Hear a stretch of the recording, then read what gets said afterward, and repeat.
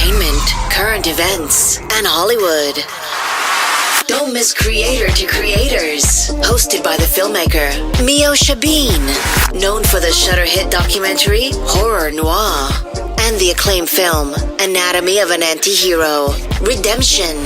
This show features interviews with filmmakers and creatives from around the globe. Join the fun with guest celebrities and gain valuable insights. Subscribe now and follow Creator to Creators. Hey guys, welcome to another episode of Creators to Creators today. Today we have a special guest. Nikena. Welcome. Thank you. Absolutely. So I love going back to the beginning. I always say the beginning charts our trajectory in life, our little habits we pick up along the way, follow us into our adulthood. So tell me a little bit about your childhood. What was that like? And when did you, fall in love with music? My childhood was very simple. Well, I grew up in Jamaica, so I lived on a farm. Nice. I had no technology. I had a bunch of animals around me. I was just submerged in nature. That was just my life. I would go to what we would call, when I was growing up, the bush. And so we would pick mangoes, avocados, we would climb the trees. And that was our playground, our yard, and just the bushes. We'll just go there and just find fruits and just make fun toys from lemon and juice boxes and pull it around. That would be our little trucks and stuff. So I didn't grow up, with a lot. My early childhood days was just, being very creative in how I had fun with my cousins. We would also do activities like just going to the river and just, catching crayfish and things like that by ourselves, and just all those little things is just what made my childhood super fun. And I think that's the root of who I am. Nice. I love that. Yeah. When for me, and I find that that's really, really cool. When I went to film school and I fell in love with movies and all of that.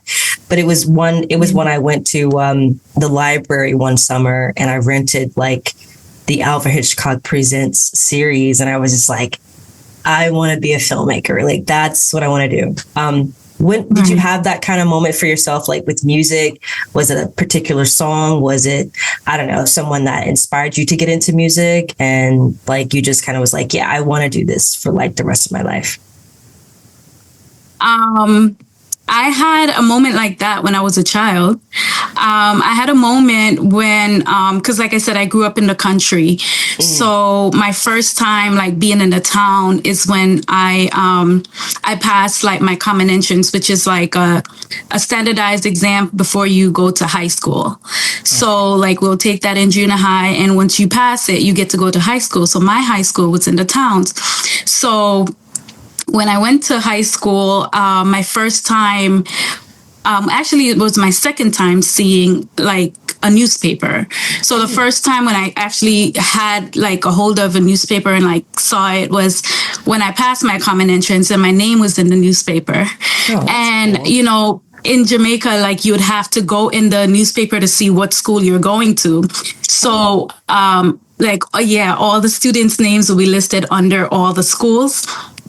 And my school was Camperdown. And so I look in the newspaper, and that was my first time seeing a newspaper. So once I started going to high school that September, I saw the newspaper again. And when I they handed it out in class, I had a drama class or something. And so they were giving out the newspapers, and I looked in the newspaper, and it was a picture of Aaliyah. And it was a picture of Aaliyah, one of her songs, and her lyrics on the other side, and she was just this big, nice, beautiful picture. And I'm oh wow, she's a singer, and who is she? And I remember hearing the song for the first time, and I'm I want to be like that. So that was my first moment in my childhood.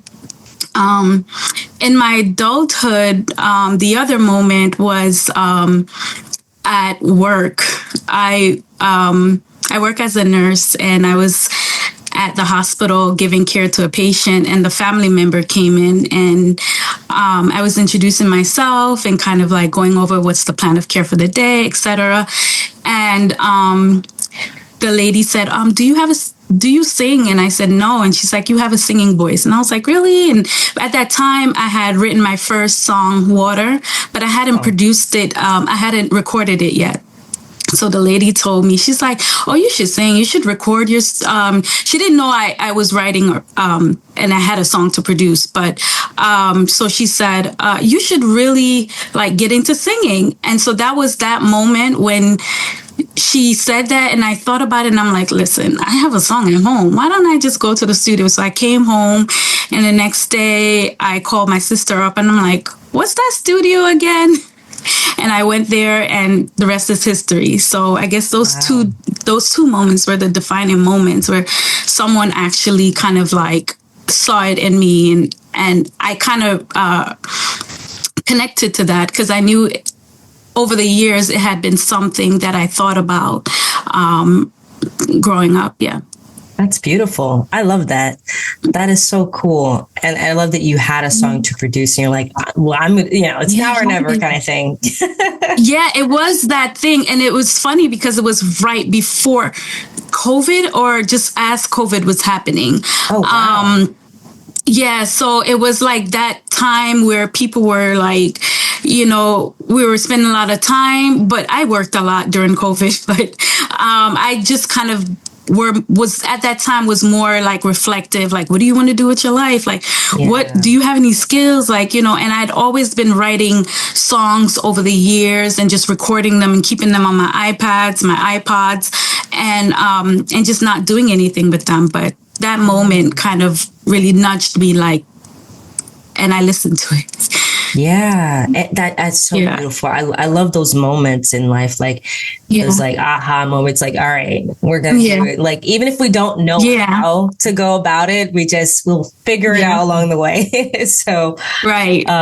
That's amazing. I love to get into your song Surprise and, Hold Me from your upcoming album, This Is Me. Tell me a little bit about, just the process and where this, came from and like what inspired it all. So it was inspired by, so the project is called This Is Me. And when I first started making music, it was challenging for me because I didn't know what I wanted to sound like. It took me some time to get used to my voice. And then like once you start doing music or being a creative and like showing the world, this is my song, this is what I do.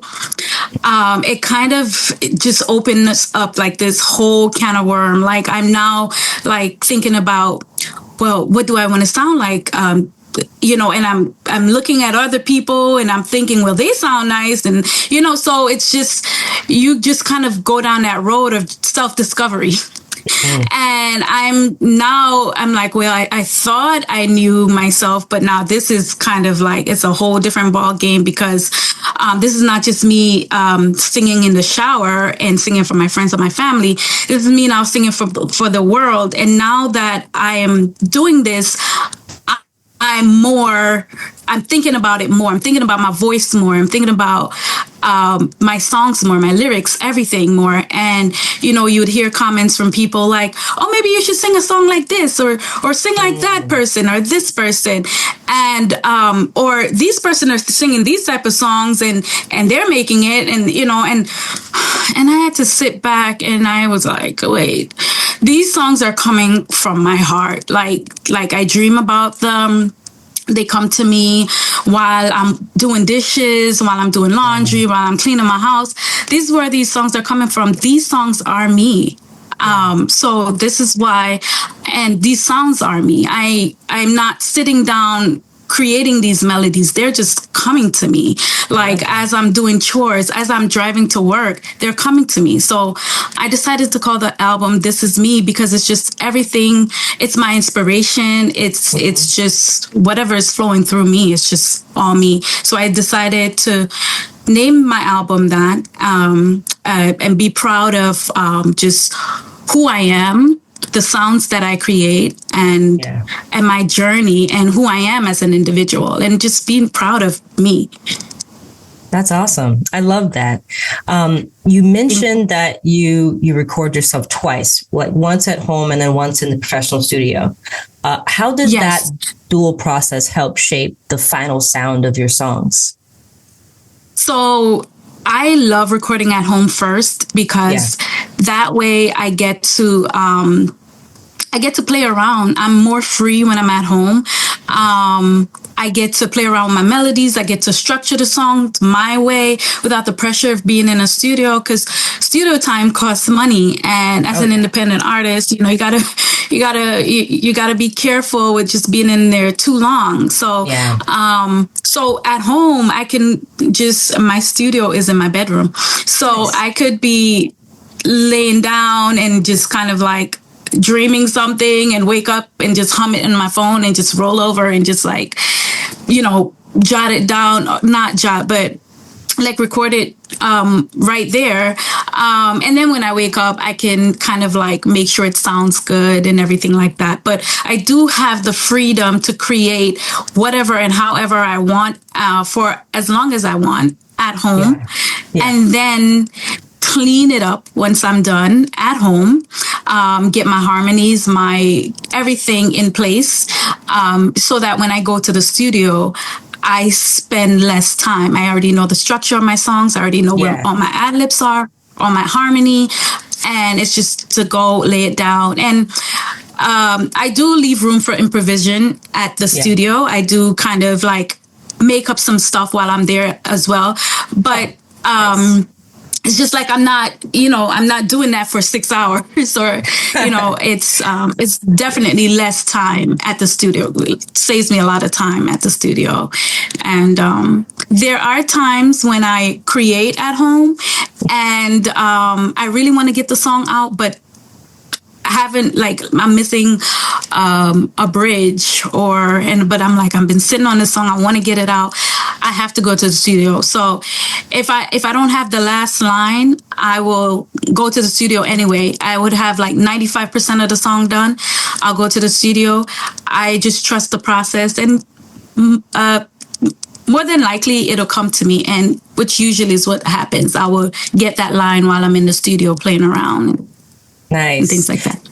Do you also like, I'm super like involved in the whole thing when I create something, even though I'm like, say I'm shooting or something like that, a movie, I'm in there when they're doing the soundtracks. I'm like super, I'm everywhere, all the jobs. Are you like that when it comes to producing your music? Are you like, okay, I have this sound and I want to just hear what you guys come up with?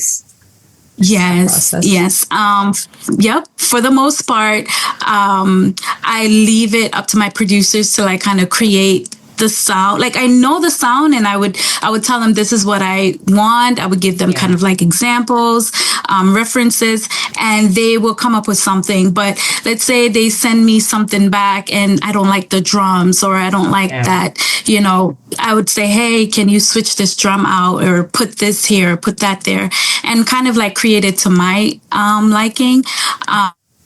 But for the most part, the producers usually have that instrumental 95% down, and it's just little tweaks that I would have to make in the instrumental.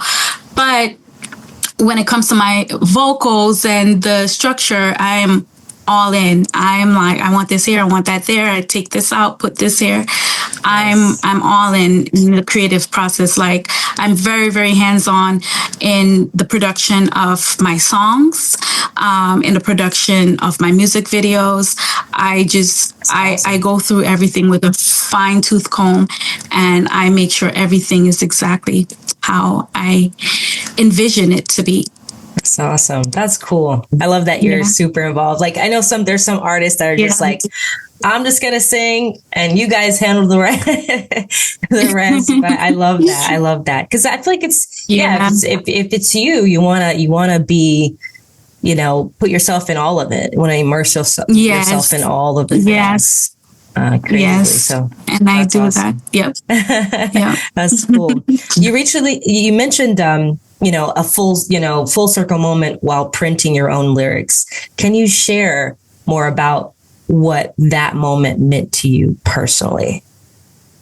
Ooh.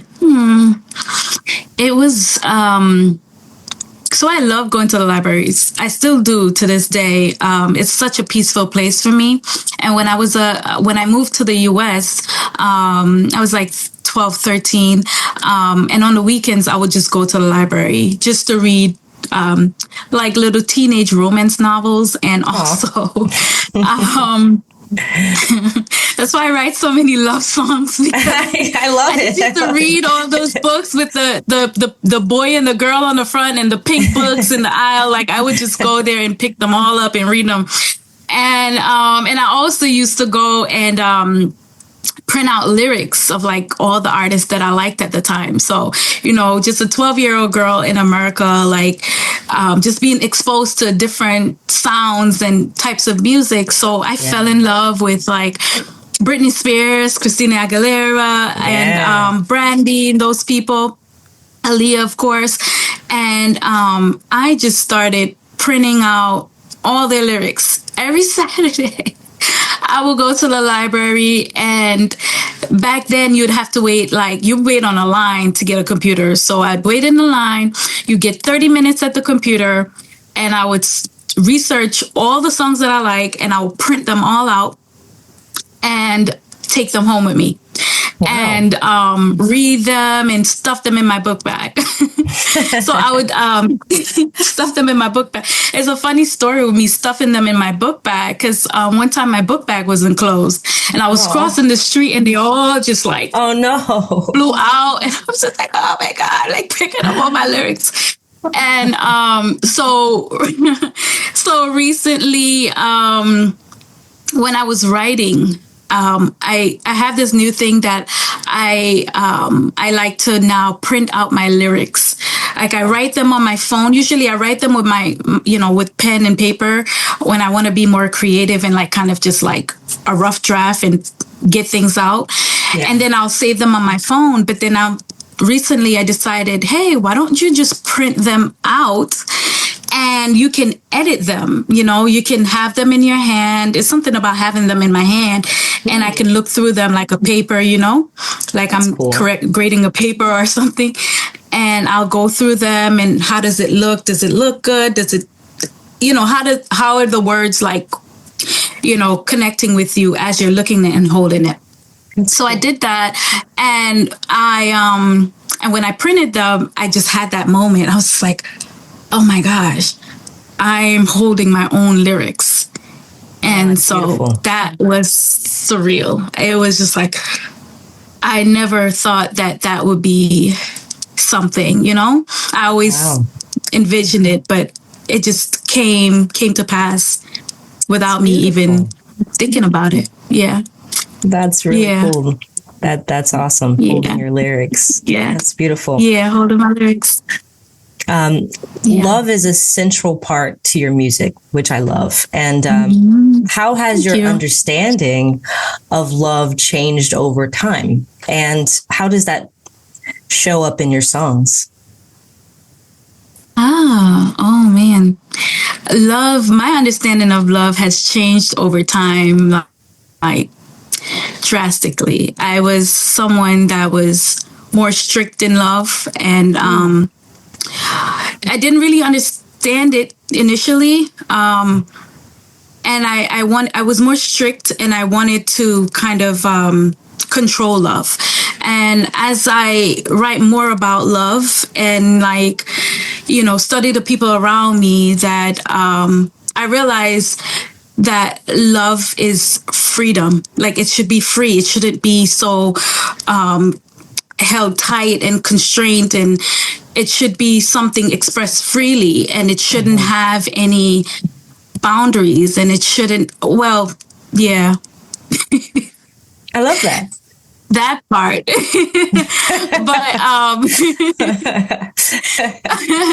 But that's another story. But I just feel like love shouldn't be it should be something that's expressed freely. It shouldn't be something that you say, well, I'll love you if you love me. It's just if you love someone, you just love them without reason, just because. Yeah.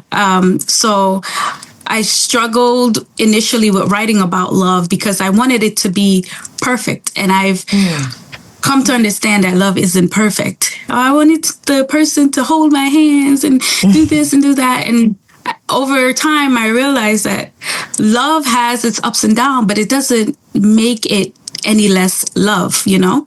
Love is how you not just how you show up for people or how you are in like a romantic relationship, but it's how you are with yourself. Ooh. And so I started focusing more on loving me. And I find that once I focus more on loving myself, and it doesn't have to be in any materialistic way, just the simplest way, like, what do you like to eat? Or what is this that you're eating? Is this good for you? Is this not good for you? Like, what is this that you're listening to or talking? Who is this that you're talking to? Like those things, like everything that comes in me has to be love because I want to be able to express a pure love. So I really, really focus and I preach love all day, every day to people. Because I just love it and I'm trying to understand it more and more. I don't, I'm not going to say I'm an expert or anything, but I think I'm definitely not. Yes, right. But it's a learning process. And I think I don't think you would ever come to that final, like, oh, I got it. I think it's just, you learn in different situations of how to navigate love with different people, with yourself. And you learn to be more patient. You learn to be more kind with love and you learn to be more free. So I think that's how love has changed for me, where I'm just starting to just let it be, not be so strict about it. Beautifully said. Beautifully said. Oh, thank you. Absolutely. Thank you. I love that what you said about loving yourself. That's absolutely important. I think a lot of it, that's the key, because if you love yourself, then you can love others for sure. Yes. That's awesome. I agree. Both Hold Me and Surprise explains love from different angles. What do some of those two songs, I don't know, reveal about like different sides of you? Hold Me reveals like that. It's very exciting. That song is just like meeting, that person for the first time. That side of me was when, I grew up in Brooklyn, New York, and used to always party back in the day. Yes. Used to always party back in the day. And, if you saw the video, I'm not sure, but it has like this basement vibe kind of scenery. So I just wanted to like touch on that, just like, young love, meeting someone for the first time, them seeing you, being attracted to you, you're attracted to them. So I just wanted to get into that creative space and creating something like that. Because I always used to like videos and songs that talk about that love. Like I see the girl walking down the street or I see the guy, I like those songs. So I think Hold Me kind of like touches on something like that. Nice. And I really love Surprise as well. They sent it to me and I was like, wow, it just sounds... It's like, you said, speaking of Aaliyah, I literally kind of had those like vibes when I listened to it. Did you? Wow. Yeah. I was like, oh, that's cool. You have like a very light, I don't know, just, I can't explain, but it was just, I was like, oh, wow. Mm-hmm. So when you said Aaliyah, I was like, huh, I could see that. I kind of hear it. I can see it. Yeah. Thank you. I appreciate it. Yes, absolutely. Thank you. I love to ask this question, and there's no wrong answer, but the 3 levels of influence: money, power, and respect. And if you could choose only one of those things, which one would you choose and why? money, power, and respect. Woo! No wrong answer, I promise you. No wrong answer. No wrong answer.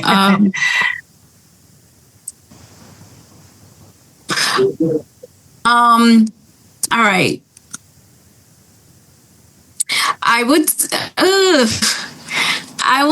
I'm like stuck between two. I'm stuck between power and respect. All right. So I'll choose. Which one would I prefer? You said which one? Which one of the influences? Which one would I choose? I would choose respect. Okay. I'll choose respect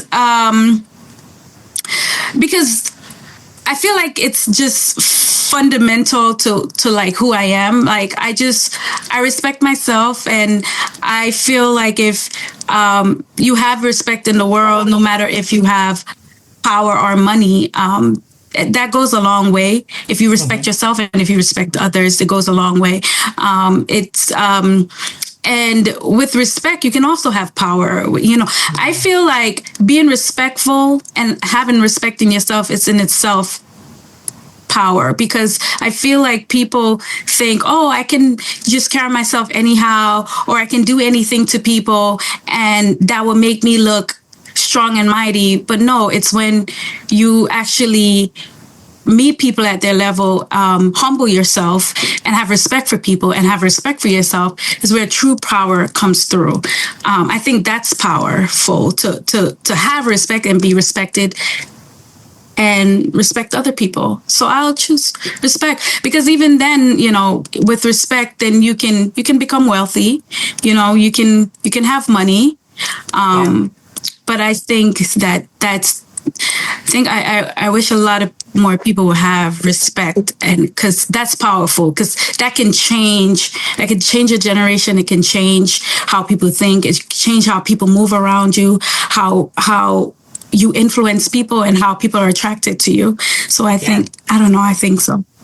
I love that. Great answer. Yeah. Thank you. Definitely. Thank you. You know, you said love, you know, artistry stems from love.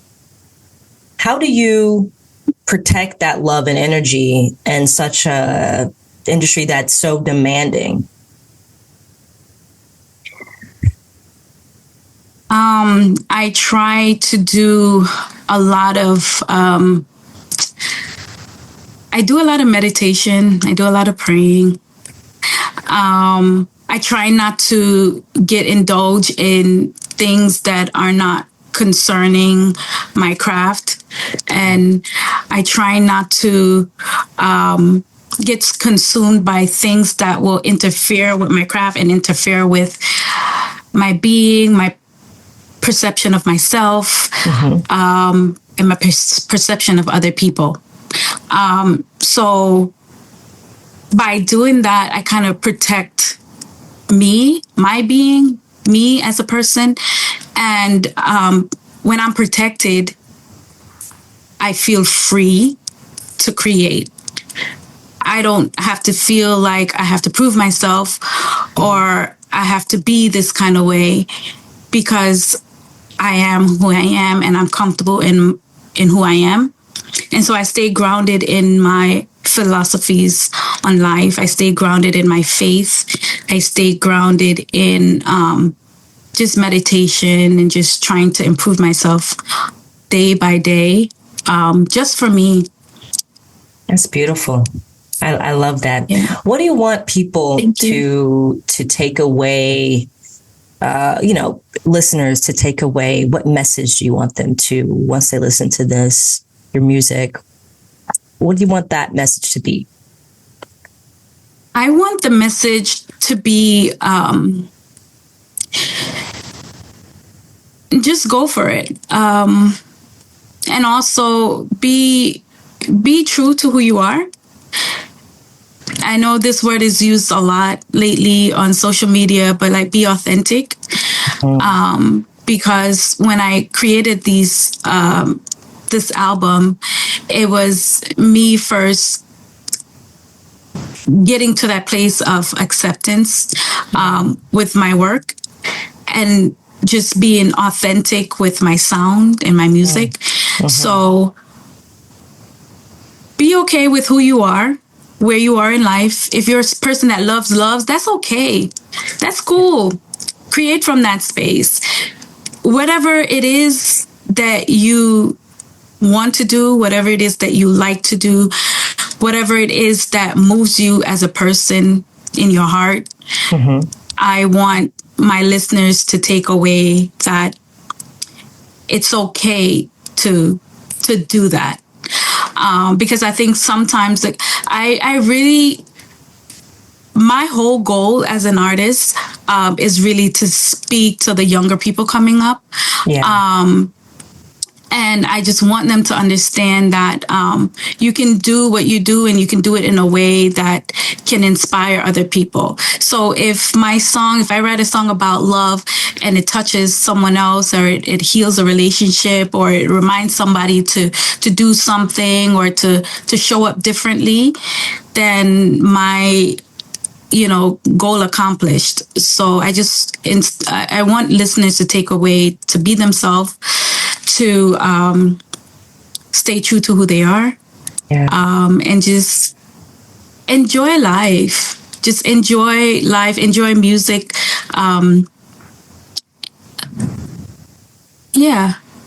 That's beautiful. Enjoy life, enjoy music. I like that. I like that.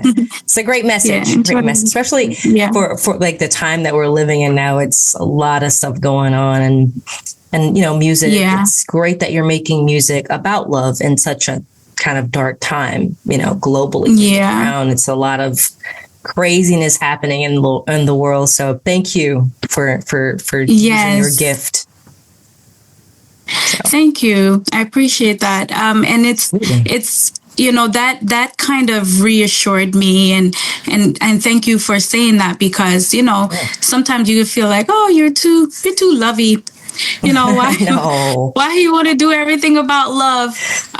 Because I've gotten that. Like, I've gotten, I've heard, and I've sometimes people wouldn't say, directly, but they would say it like in, you just see the things that people like and that they gravitate to, and sometimes you wonder, like, is love enough, and is love good? But love is always enough, and it's always good, and it's always something that is going to be dear to me and true to me, and I'm going to always express. I want to live a life that expresses love, and I get to do that through music, so it's a win-win. Absolutely. Yeah. Where can people find you and listen to all the things that you have coming up, all the new music that you have dropping? People can find me on all streaming platforms like Spotify, iTunes, YouTube. My videos are on YouTube, and I have, thank you. And iTunes, Apple Music, Amazon Music, everywhere that you stream, my music is there. It's also on Instagram, TikTok. I have a website, NikenaMusic.com. So, my fans can go on my website, and they can buy merch if they want. They can see my bio, pictures, listen to music and stream. And so those are some of the platforms that my music are on. Yeah. Awesome. Everybody go and follow, support. Thank you so much for coming on. Thank you for sharing your journey and your story with us. It was a pleasure. Thank you so much for having me. It was a pleasure talking to you too.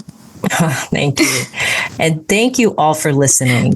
And always remember to live, love, laugh. We'll see you guys next time. Bye-bye. Bye.